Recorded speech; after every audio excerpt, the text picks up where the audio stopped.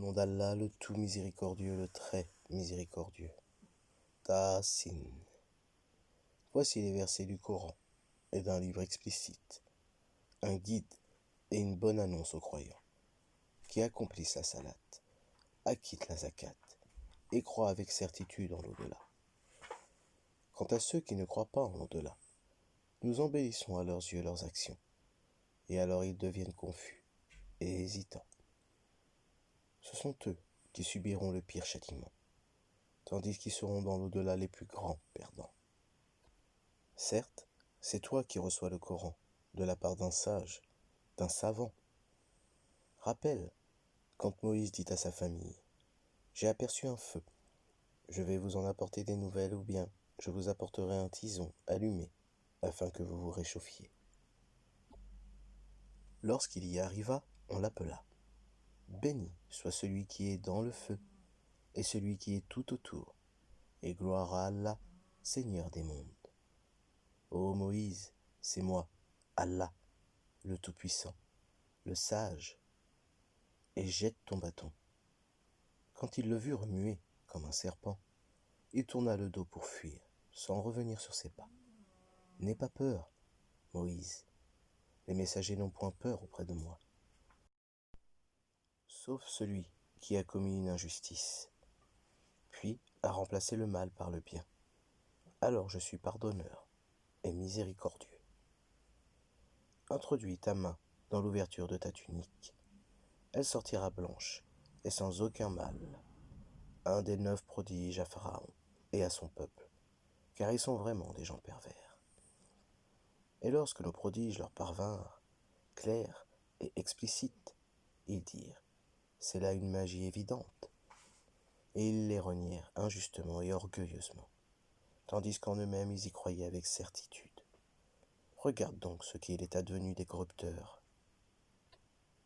Nous avons effectivement donné à David et à Salomon une science, et ils dirent, louange à Allah, qui nous a favorisés à beaucoup de ses serviteurs croyants. Et Salomon hérita de David et dit, ô homme, on nous a appris le langage des oiseaux, et on nous a donné part de toutes choses. C'est là vraiment la grâce évidente.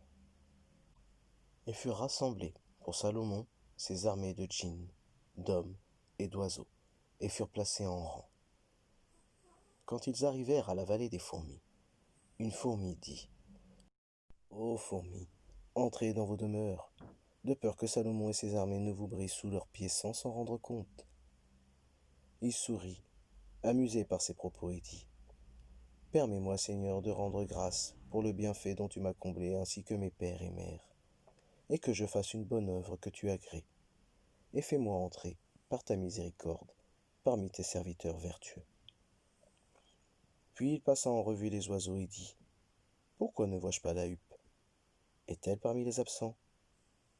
Je la châtierai sévèrement, ou je l'égorgerai, ou bien elle m'apportera un argument explicite. Mais elle n'était restée absente que peu de temps, et dit, j'ai appris ce que tu n'as point appris, et je te rapporte de Saba une nouvelle sûre. J'ai trouvé qu'une femme est leur reine, que de toutes choses elle a été comblée, et qu'elle a un trône magnifique.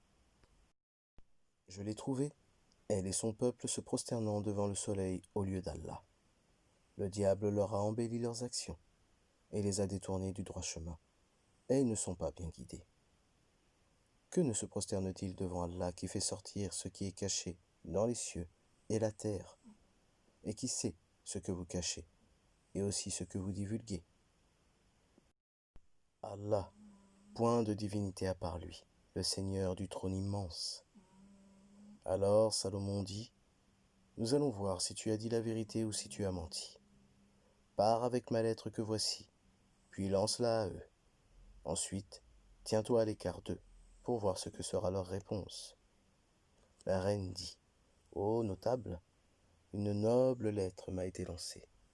Elle vient de Salomon, et c'est au nom d'Allah, le tout miséricordieux, le très miséricordieux. Ne soyez pas hautain avec moi et venez à moi en toute soumission. Elle dit, ô notable, conseillez-moi sur cette affaire. Je ne déciderai rien sans que vous ne soyez présent pour me conseiller. Ils dirent, nous sommes détenteurs d'une force et d'une puissance redoutables.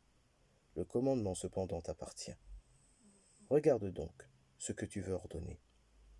Elle dit, en vérité, quand les rois entrent dans une cité, ils la corrompent et font de ces honorables citoyens des humiliés. Et c'est ainsi qu'ils agissent. Moi, je vais leur envoyer un présent, puis je verrai ce que les envoyés ramèneront.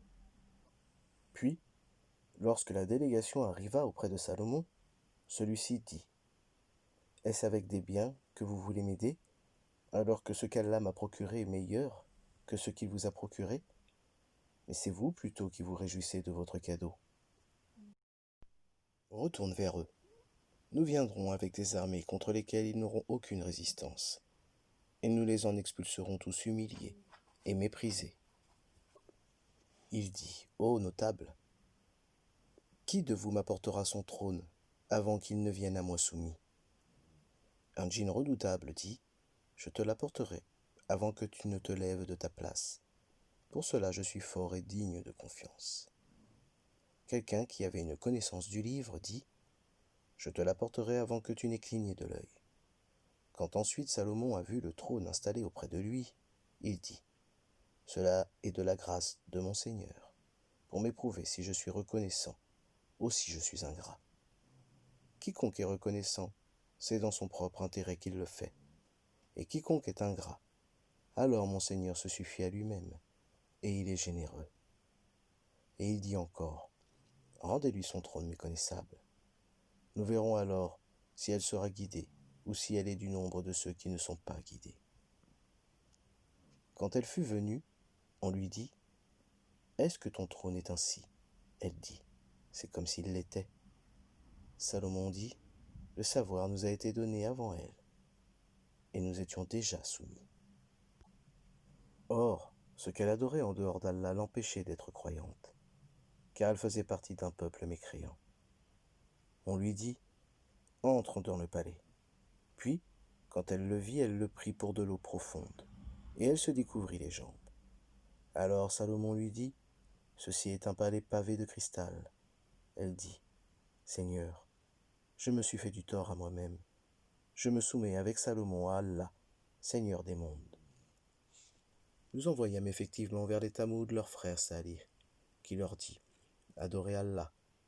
Et voilà qu'ils se divisèrent en deux groupes, qui se disputèrent. Il dit, ô mon peuple, pourquoi cherchez-vous à hâter le mal plutôt que le bien? Si seulement vous demandiez pardon à Allah, peut-être vous serait-il fait miséricorde. Ils dirent, nous voyons en toi et en ceux qui sont avec toi des porteurs de malheur. Il dit, votre sort dépend d'Allah, et vous êtes plutôt des gens qu'on soumet à la tentation. Et il y avait dans la ville un groupe de 9 individus qui semaient le désordre sur terre et ne faisaient rien de bon. Ils dirent, jurons par Allah que nous l'attaquerons de nuit, lui et sa famille. Ensuite, nous dirons à celui qui est chargé de le venger, nous n'avons pas assisté à l'assassinat de sa famille, et nous sommes sincères. Ils ourdirent une ruse, et nous ourdîmes une ruse, sans qu'ils s'en rendent compte. Regarde donc ce qu'a été la conséquence de leur stratagème. Nous les fîmes périr eux, et tout leur peuple. Voilà donc leur maison déserte à cause de leurs méfaits.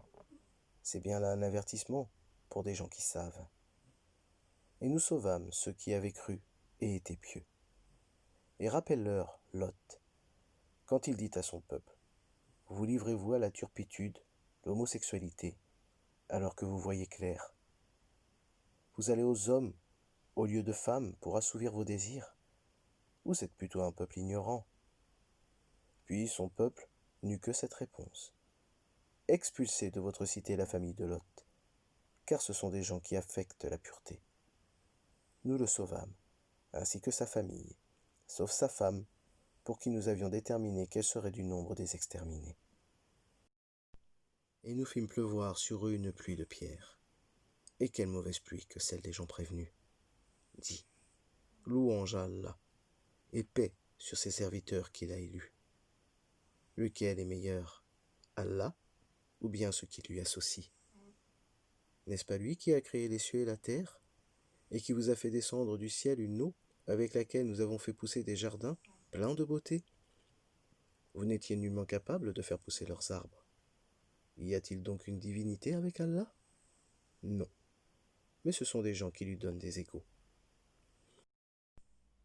N'est-ce pas lui qui a établi la terre comme lieu de séjour, placé des rivières à travers elle, lui a assigné des montagnes fermes et établi une séparation entre les deux mers? Y a-t-il donc une divinité avec Allah? Non, mais la plupart d'entre eux ne savent pas.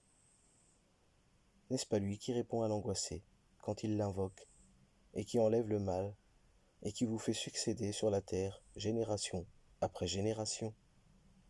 Y a-t-il donc une divinité avec Allah?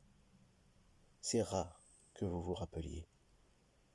N'est-ce pas lui qui vous guide dans les ténèbres de la terre et de la mer, et qui envoie les vents comme une bonne annonce précédant sa grâce? Y a-t-il donc une divinité avec Allah? Allah est très élevé, au-dessus de ce qui lui associe. N'est-ce pas lui qui commence la création, puis la refait, et qui vous nourrit du ciel et de la terre? Y a-t-il donc une divinité avec Allah? Dis, apportez votre preuve si vous êtes véridique.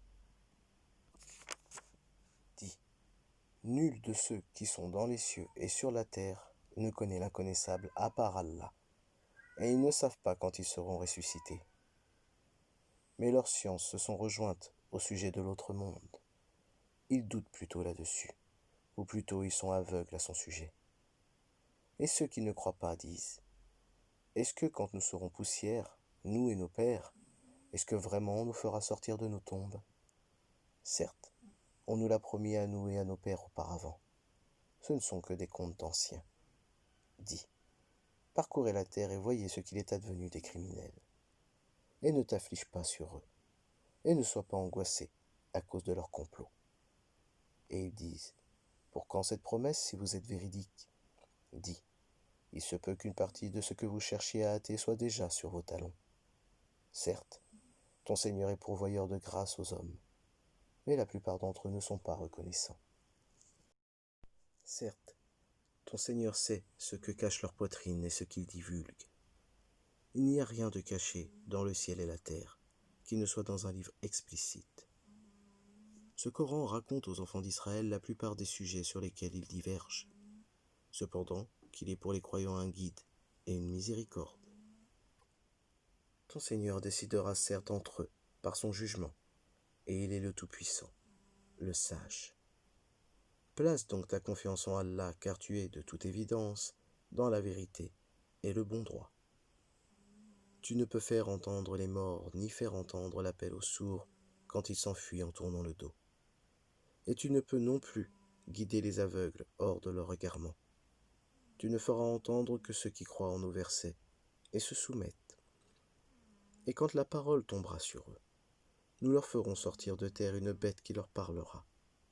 Les gens n'étaient nullement convaincus de la vérité de nos signes.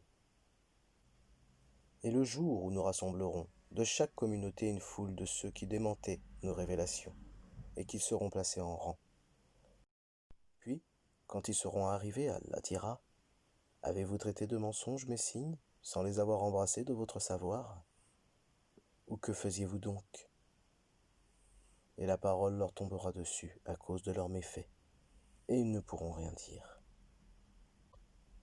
N'ont-ils pas vu qu'en vérité nous avons désigné la nuit pour qu'ils y aient du repos, et le jour pour voir? Voilà bien là des preuves pour des gens qui croient. Et le jour où l'on soufflera dans la trompe, tous ceux qui sont dans les cieux et ceux qui sont dans la terre seront effrayés, sauf ceux qu'Allah a voulu préserver, et tous viendront à lui en s'humiliant.